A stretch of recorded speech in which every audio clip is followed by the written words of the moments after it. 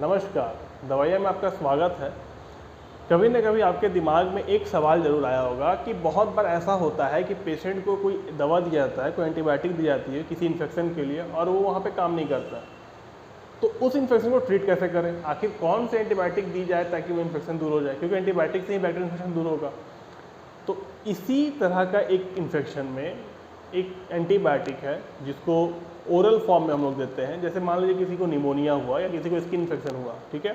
अब वो उतना ज़्यादा नहीं है कि उसको इंजेक्शन हर बार दिया जाए, उसको आप टैबलेट दे के कैप्सूल दे के ठीक कर सकते हो।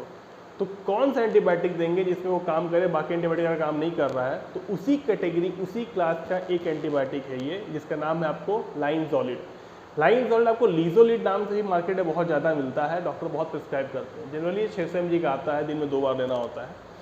तो लाइनज़ोलिड आपको ऑक्साज़ोलिडोनॉन का एक एंटीबायोटिक है, यानी उस क्लास से ये बिलोंग करता है, ऑक्साज़ोलिडोनॉन, ठीक है, उस क्लास से ये बिलोंग करता है। ये आपको मेनली ग्राम पॉजिटिव बैक्टीरिया बहुत अच्छा काम करता है, ग्राम नेगेटिव पे उतना अच्छा इफेक्टिव नहीं है। ग्राम पॉजिटिव बैक्टीरिया कुछ ऐसे रेसिस्टेंस स्ट्रेन हैं जिनके ऊपर भी ये काम करता है, जैसे आपको methicillin resistance staphylococcus aureus, vancomycin resistance enterococcus faecium और स्ट्रेप्टोमाइसिन रेजिस्टेंस स्ट्रेप्टोकोकस निमोनी। इन स्ट्रेन पे बहुत बढ़िया काम करता है, बहुत अच्छा इफेक्टिव तरीके से काम करता है और ग्राम पॉजिटिव में बहुत शानदार तरीके से काम करता है। अगर इसके हम लोग काम करने की तरीका देखें तो बहुत इंटरेस्टिंग है इसका काम करने का तरीका, क्योंकि बाकी जो एंटीबायोटिक है उससे इसका काम करने का तरीका यूनिक है। ये एक अलग तरीके से काम करता है। जैसे बाकी हम लोग देख रहे थे ना कि कोई सेल वॉल को सिंथेसिस रोक दे रहा है, कोई प्रोटीन सिंथेसिस रोक दे रहा है, लेकिन जनरली वो एक्टिव बैक्टीरिया के ऊपर ज़्यादा काम कर रहे थे, इनएक्टिव या स्टेशनरी फेज बैक्टीरिया पे उतना अच्छा से काम नहीं कर रहे थे। बट ये ऐसा एंटीबायोटिक है जो अर्ली स्टेज प्रोटीन सिंथेसिस को रोकता है। तो जब अर्ली स्टेज प्रोटीन सिंथेसिस रोकता है ये, तो आपका जो एक्टिव बैक्टीरिया है और जो स्टेशनरी फेज बैक्टीरिया है, ये दोनों बैक्टीरिया को ये इनहिबिट कर सकता है, उसको मार सकता है, उससे ग्रोथ को रोक सकता है। करता क्या है कि 50S राइबोसोम बैक्टीरिया का उसका जो सब यूनिट 20S राइबोसोम है उसके ऊपर जाके ये बाइंड कर जाता है।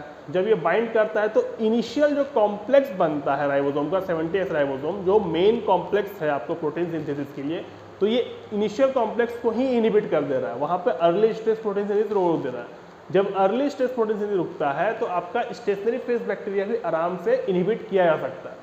इसी वजह से इसका काम करने का तरीका बहुत ही यूनिक होता है बाकी एंटीबायोटिक के मुकाबले, और ये आराम से बहुत अच्छे तरीके से ग्राम पॉजिटिव बैक्टीरिया और वो जो स्ट्रेन्स हैं स्टेफाइलोकोकस एरियस, स्ट्रेप्टोकोकस निमोनी या फिर आपको एंट्रोकोकस फेसियम, इनके ऊपर बहुत अच्छे तरीके से ये काम कर सकता है। बट एक चीज़ आपको यहाँ पे ध्यान देना है कि ये एंटीबायोटिक बहुत जल्दी ड्रग इंट्रैक्शन करता है या फूड इंट्रैक्शन करता है और सीरियस साइड इफेक्ट दे सकता है। अगर इसकी फार्माकोकाइनेटिक की बात करें तो इसका फार्माकोकाइनेटिक बहुत ही बेहतर है बाकी एंटीबायोटिक के मुकाबले, क्योंकि आप इसको इंजेक्शन फॉर्म में ले सकते हो, ओरल फॉर्म में ले सकते हो, लेकिन हम लोग ओरल फॉर्म की बात करेंगे क्योंकि ओरल फॉर्म ज़्यादा प्रिस्क्राइब किया जाता है। जब इसको ओरल फॉर्म में देते हैं हम लोग तो ये बॉडी में बहुत बेहतरीन तरीके से एब्जॉर्ब हो जाता है और इसकी बायोलिटी आपको 100% होती है। इसका मतलब ये है कि ब्लड में इसका जो कंसंट्रेशन होता है ऑलमोस्ट 100% होता है, बॉडी में आराम से एब्जॉर्ब होता है और पूरे बॉडी में डिस्ट्रीब्यूट होता है, खास करके लंग्स में और स्किन में, ठीक है। कंसंट्रेशन इसका बहुत अच्छा होता है वहाँ पे। उसके बाद अब सोच रहे होगे कि सिर्फ लंग्स और स्किन में अगर ये हो रहा है तो खाली लंग्स और स्किन डिजीज़ को ट्रीट करेगा, नहीं, ऐसा नहीं है। ये बाकी डिजीज़ को भी ट्रीट करता है, ठीक है, उसकी इन्फेक्शन को भी ठीक करने में काम करता है। इसका जो हाफ लाइफ होता है वो काफ़ी लंबा होता है, 4 से 6 घंटे का इसका हाफ लाइफ होता है और इसका मेटाबॉलिज्म आराम से लीवर में हो जाता है। लीवर में मेटाबॉलाइज होने के बाद ये 2 तरीके से बॉडी से बाहर निकलता है। एक तरीका होता है आपको यूरिन के थ्रू, जो 65% ड्रग जो है यूरिन के थ्रू बॉडी से बाहर निकलता है किडनी के माध्यम से, और दूसरा तरीका होता है फीसेस या स्टूल के थ्रू, बाकी जो परसेंटेज बचे हैं वो उसके माध्यम से बॉडी से बाहर निकल जाते हैं। अगर इसका हम लोग डोज की बात करें तो पहले हम लोग बात किए थे कि 600 mg का इसका डोज दिन में 2 बार होता है, यानी हर 12 घंटे में आपको 600 mg देना होता है। अगर इसके यूजेस की बात करें तो इसका यूज़ 3-4 जगह पे बहुत अच्छे तरीके से करते हैं। सबसे पहला यूज़ आपका skin and soft skin infection में होता है। वैसे इन्फेक्शन जो ग्राम पॉजिटिव बैक्टीरिया की वजह से स्किन के ऊपर होते हैं, उन सब इन्फेक्शन में ये बहुत इफेक्टिवली तरीके से काम करता है। जैसे आपको मेथिसिलिन रेजिस्टेंट स्टेफाइलोकोकस एरियस की वजह से जो इन्फेक्शन हो रहा है उसके ऊपर ये बहुत अच्छे से काम करता है, अपना बैक्टीरियोस्टैटिक इफेक्ट बहुत बढ़िया तरीके से देता है और उस इन्फेक्शन को ये ख़त्म कर देता है।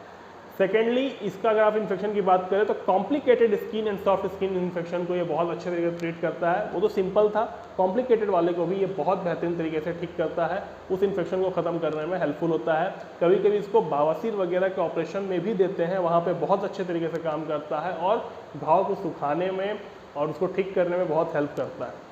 उसी प्रकार से अगर कहीं पर ऑपरेशन हुआ है, मेजर ऑपरेशन हुआ है, या फिर कहीं बहुत ज़्यादा किसी के स्किन में इन्फेक्शन हो गई थी, तो उसको ठीक करने में भी ये बहुत अच्छा सक्षम होता है। अब तीसरा चीज़ हम लोग बात करते हैं कि ये लंग्स में बहुत कंसंट्रेशन इसका होता है, तो निमोनिया में ये ठीक करने के लिए यूज़ करते हैं। निमोनिया जब होता है किसी को, तो उस केसेस में क्या होता है कि स्टेफाइलोकोकस ऑरियस की वजह से एक रेजिस्टेंस हो गया वहाँ पे, दूसरा चीज़ पेनिसिलिन रेजिस्टेंस स्ट्रेप्टोकोकस निमोनिया हो गया, तीसरा वेनकोमाइसिन रेजिस्टेंस एंट्रोकोकस फेसियम, इन तीनों की वजह से अब बाकी दवाइयाँ काम नहीं कर रही हैं। तो वहाँ पे क्या कर सकते हैं आप वहाँ पे लिनोजोलिड को या फिर लाइनजोलिड को यूज़ कर सकते हैं और उसको ठीक कर सकते हैं, उसको ट्रीट कर सकते हैं। आपको ये दो तरह का जो निमोनिया होता है, एक कम्युनिटी एक्वायर्ड निमोनिया, एक हॉस्पिटल एक्वायर्ड निमोनिया, ये दोनों में बहुत अच्छे से काम करता है। तो अगर आपको कभी डॉक्टर प्रिस्क्राइब करे तो ये आप बिना किसी कन्फ्यूज़न के आप इसको ले सकते हैं, कोई दिक्कत नहीं है। फ़र्क इतना है कम्युनिटी एक्वायर्ड निमोनिया में हॉस्पिटल एक्वायर्ड निमोनिया में कि कम्युनिटी एक्वायर्ड निमोनिया नॉर्मल एक समाज में फैला हुआ निमोनिया होता है, लेकिन हॉस्पिटल एक्वायर्ड निमोनिया होता है जो हॉस्पिटल में जो कोई पेशेंट एडमिट है और या फिर कोई व्यक्ति हॉस्पिटल गया था, ठीक है, और उसको वहाँ पे निमोनिया इन्फेक्ट कर गया, तो उस केसेस को बोलते हैं हॉस्पिटल एक्वायर्ड निमोनिया। और आप सोच रहे हो कि दोनों में डिफरेंस क्या है? चीज़ तो सेम हो रहा है। नहीं, डिफरेंस ये है कि कम्युनिटी एक्वायर्ड निमोनिया जो होता है वो उतना ज़्यादा रेसिस्ट नहीं होता है एंटीबायोटिक्स के लिए, उतना ज़्यादा हार्ड नहीं होता है। लेकिन हॉस्पिटल एक्वायर्ड निमोनिया की बात करें तो ये निमोनिया बहुत ज़्यादा बाकी बैक्टीरियल के लिए रेसिस्ट होता है, ये इन्फेक्शन कुछ ज़्यादा ही सीवियर होता है in comparative to community acquired pneumonia. तो यहाँ पे इसका उपयोग कर सकते हैं।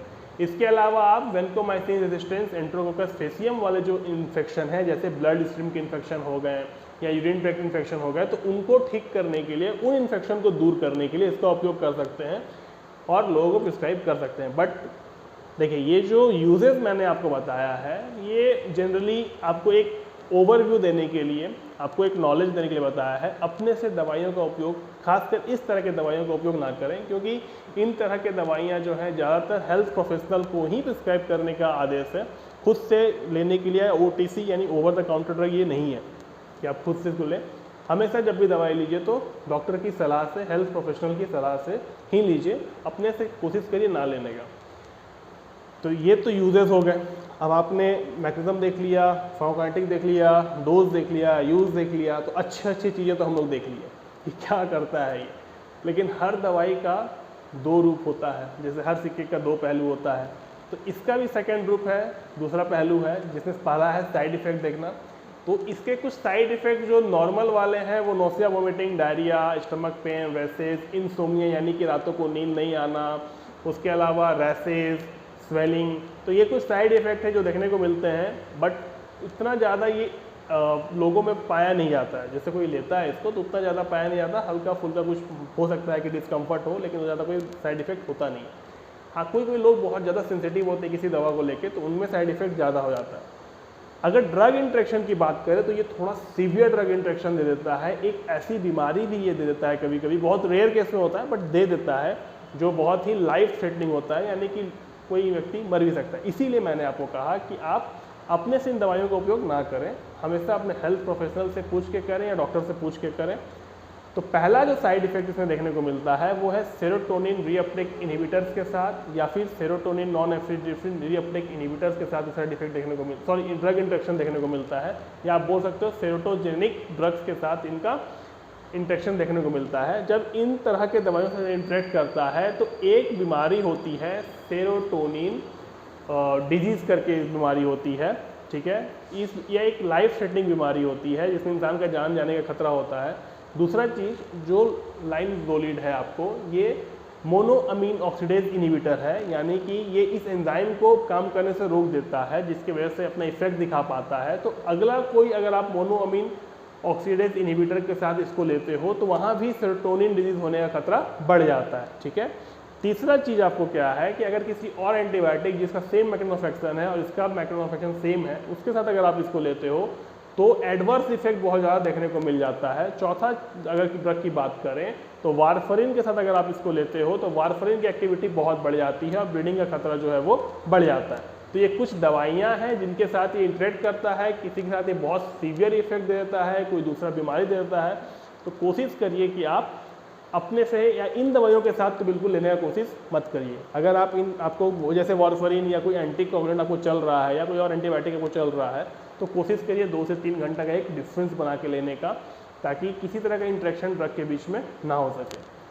तो उम्मीद है, प्रेगनेंसी की बात करें तो प्रेगनेंसी में सेफ़ है, ठीक है। तो उम्मीद है कि आपको ये वीडियो पसंद आया होगा। अगले वीडियो में लोग फिर मिलेंगे, तो ख्याल रखिए। हाँ, एक चीज़ और, अगर आप हमारे चैनल पर नए हैं तो प्लीज़ सब्सक्राइब कर दीजिए, लोगों को शेयर करिए, लाइक करिए। जय हिंद।